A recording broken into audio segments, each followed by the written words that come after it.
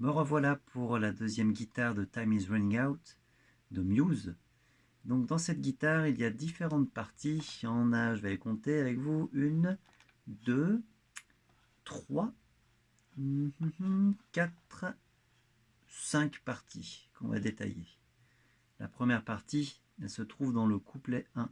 C'est un thème qui revient, qui est plutôt fait au synthé, mais alors, étant donné que Mathieu Bellamy, le guitariste, compositeur, chanteur, aime bien avoir plein d'effets sur sa guitare, c'est possible qu'il fasse ça à la guitare avec un son un peu de synthé.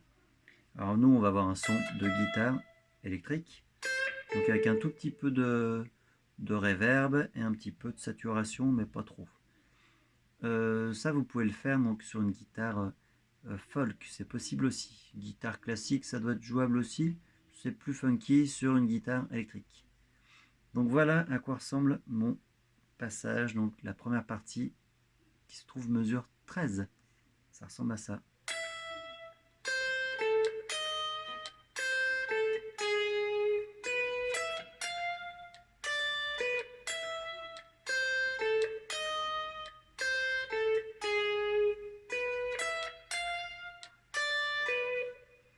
Alors là, j'ai joué 2 fois comme c'est marqué au début. Là, je vais vous détailler ça, mais qu'une fois. Donc, le petit doigt en 12, la petite corde, l'index en 8. Donc là, déjà, j'ai un petit saule.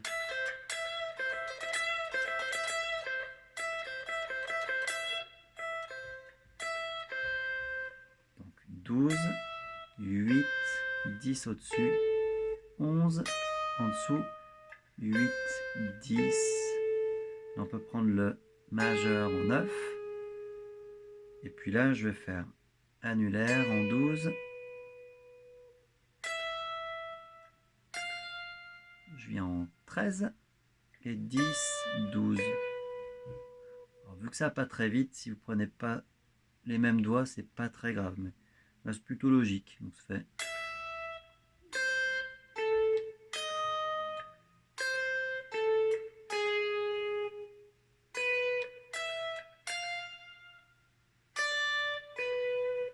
Je vais pas faire exactement la même chose, mais c'est pas trop difficile ce passage. Alors, rythmiquement, on se rappelle que le petit trait dans une tablature sous une note, c'est une blanche, donc 2 temps, et le grand trait, une noire. Donc ça va donner 2 temps, 1 temps, 1 temps, dans chaque mesure.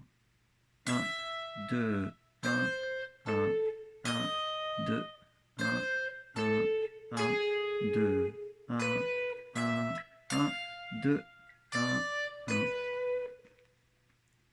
Au niveau de la main droite, tout vers le bas, encore une fois. Je vous refais ça un peu plus vite.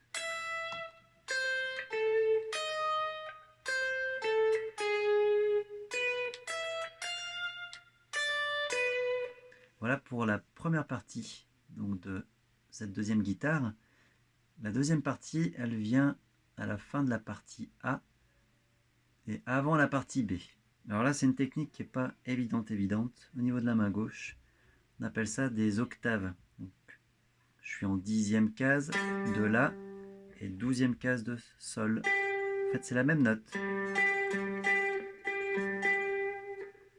Il va falloir appuyer sur les 2 cases en même temps. Mais venir avec l'index, il faut venir étouffer la corde de Ré qui est juste en dessous. Donc,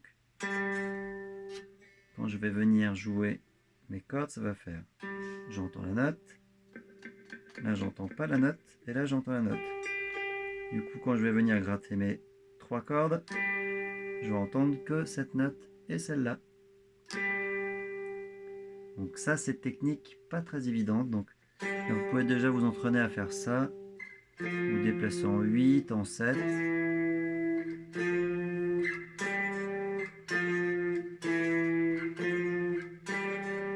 Faut pas entendre la grosse corde non plus. Donc il faut se concentrer sur la main droite. Elle prend que les bonnes cordes ici. Je vais vous jouer donc toute cette partie de deuxième partie. Ça ressemble à ça.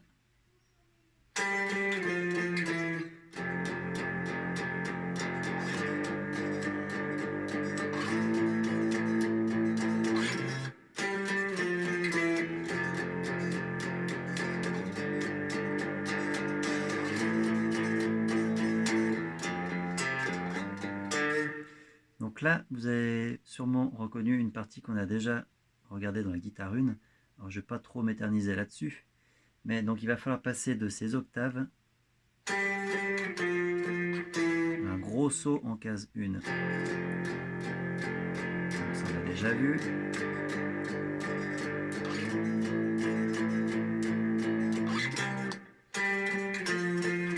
Et je refais.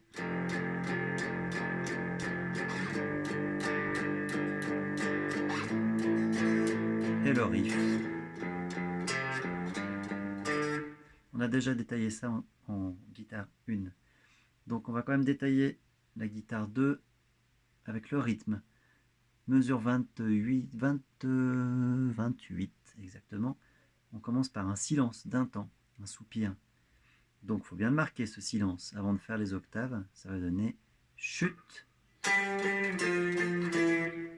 Et j'enchaîne. Ainsi de suite. Donc chute.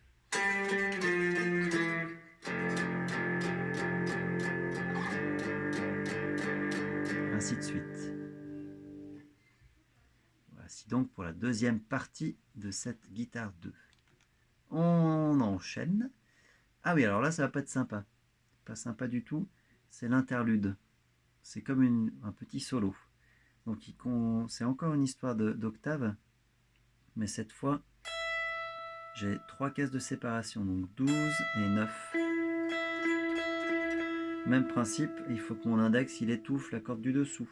Donc quand je vais détailler les notes, j'entends, c'est étouffé, et j'entends. Quand je vais gratter mes 3 cordes, on n'entend que ces 2 notes. Et donc là, je vais avoir besoin donc de différentes positions. Alors je vais déjà vous jouer ce passage. Ça va ressembler à ça.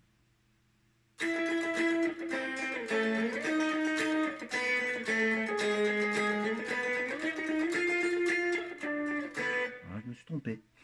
Donc ça fait 9, 8, 5. Donc là, c'est mon petit doigt qui pilote les endroits. Donc même 12, du coup. 9, 5, 11. Après, j'arrive sur 8, 5, 4,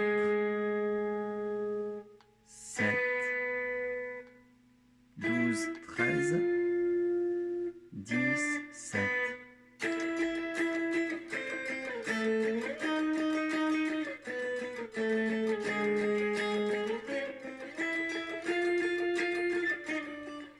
Voilà, je me trompe tout le temps. Il faut bien visualiser les cases. Donc ça, va falloir mémoriser ça.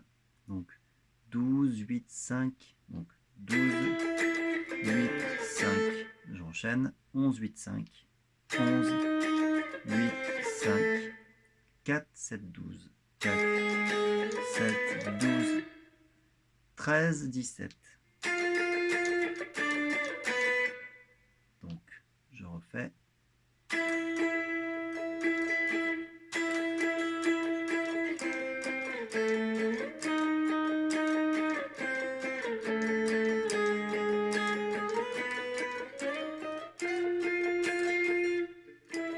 Voilà. C'est pas bien convaincant cette histoire. Je vais refaire ça. 12, 8, 5, 11, 8, 5, 4, 7, 12, 13, 10, 7. Alors, vous voyez, donc là, même moi, je galère un peu parce que je n'ai pas mémorisé les positions. Donc, ça sera le plus gros des boulots. Bien mémoriser les différentes positions. Au niveau de la main droite, je fais tout en aller-retour. Donc, aller-retour, je vais faire 1, 2, 3, 4, 1, 2, 3, 4. Je donne un accent sur chaque première double croche. Donc 1, 3, 4, 1.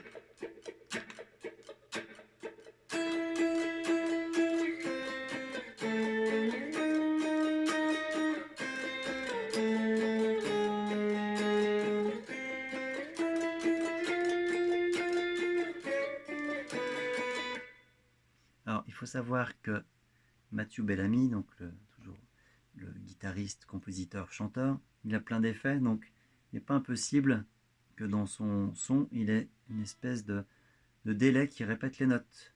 Donc c'est-à-dire qu'au lieu de faire tout en aller-retour comme nous on fait, lui il fait qu'un coup, et il y a 3 autres notes qui sont créées. 1, 2, 3, 4, 1, 2, 3, 4. Donc vous pouvez vous entraîner en faisant comme ça. En imaginant que vous avez un délai.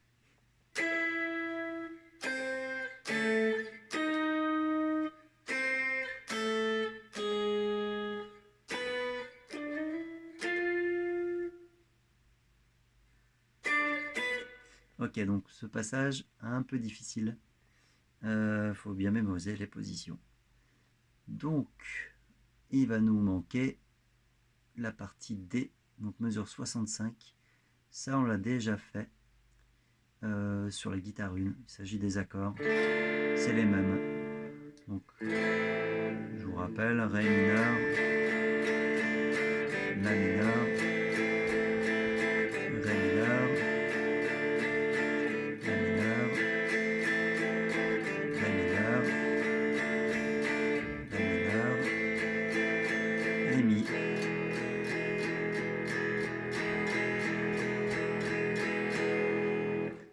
Et enfin, nous arrivons à l'outro, donc le final.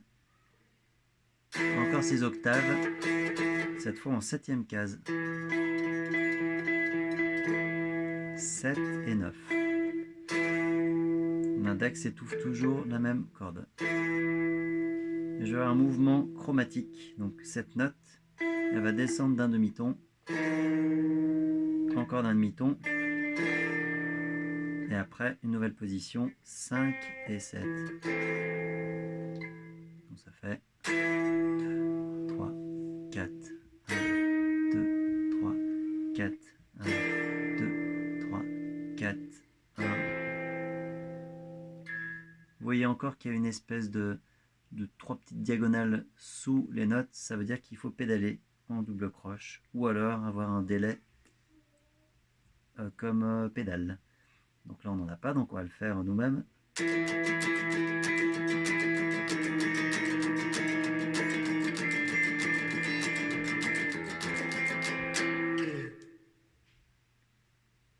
Donc 4 temps dans cette position, 4 temps dans cette position, 4 temps dans cette position, et là je termine en faisant 1, 2, 3, 4, 1, 2, en faisant un double slide. 1, 2, 3, 4.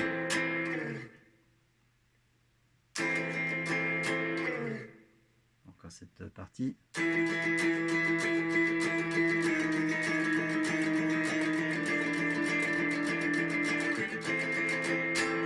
Alors, cette partie peut sembler un peu bizarre sans la guitare 1. Alors je vais vous jouer la guitare 1. Je vais vous jouer la guitare 2 sur la guitare 1. Je me cale et je vous fais ça.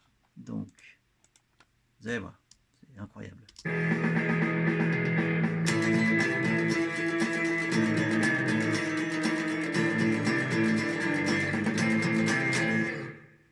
Incroyable, n'est-ce pas? Donc voilà, nous avons terminé de regarder cette guitare 2 qui est un peu plus difficile quand même que la guitare 1. C'est une guitare complémentaire. Donc si vous jouez cette guitare seule, ça va pas forcément bien sonner. Il faut avoir la guitare 1 pour jouer cette guitare 2. Et c'est incroyable parce que j'ai fait des playbacks guitare 1 et guitare 2. Donc vous pourrez vous entraîner tout de même sur cette guitare. Voilà, je vous conseille quand même de bien regarder la guitare 1 qui est la principale. Voilà, et bien entraînez-vous bien. Et puis je vous envoie tout ça par mail, par bateau peut-être bientôt. Voilà, donc jouez bien et à la prochaine.